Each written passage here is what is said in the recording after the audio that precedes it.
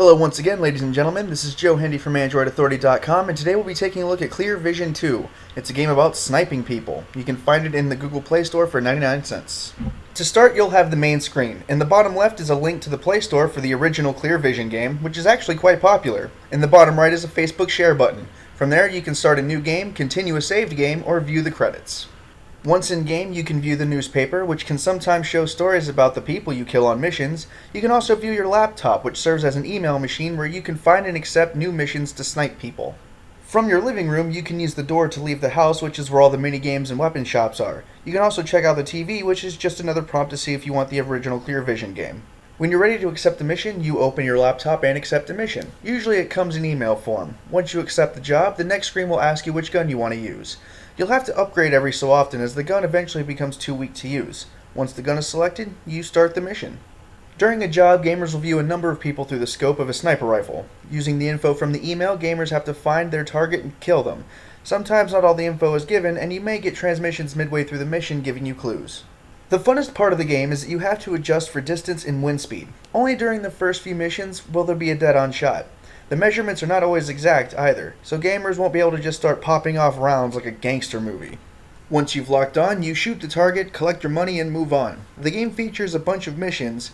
There are some mini-games and cutscenes to keep the game fresh, but you'll mostly be shooting people in the head in this game. It's very easy to play, and that makes it quite entertaining. The game progresses forward at whatever speed you feel like playing it. With the cutscenes and mini-games, it stays fun, so we gave gameplay a 4 out of 5 stars. If you used to visit the classic website stickdeath.com, then you've seen the graphics in this game. Everyone is a stick figure, the guns are black silhouettes, and the buildings and such are all simply drawn. This game will win no awards in this category.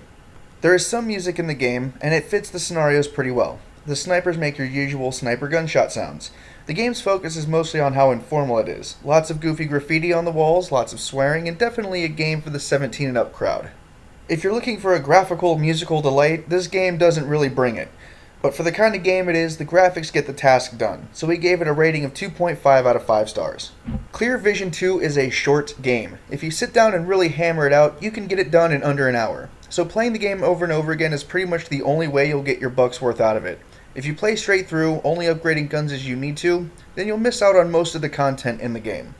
If you want all the weapons and all the houses unlocked, you'll have to do things like bet in the underground boxing minigame or trade stocks in the black market minigame.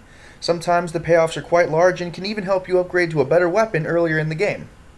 Even with the minigames and all the unlockables, it's still a pretty short game. If you're in the mood to shoot someone in the head, and frankly who doesn't feel that way sometimes, then you can open this game and do it digitally. So we gave it a replay value of 3 out of 5 stars. When it's all said and done, Clear Vision 2 is a really fun game. It's also a really short game, and that keeps it from being a truly wonderful gaming experience. Its quick gameplay and progression make it easy to open and play around if you have a minute, but the fact that it's so short means it'll get boring eventually. The graphics are meh, but the game is supposed to be taken lightheartedly, so that's no big deal.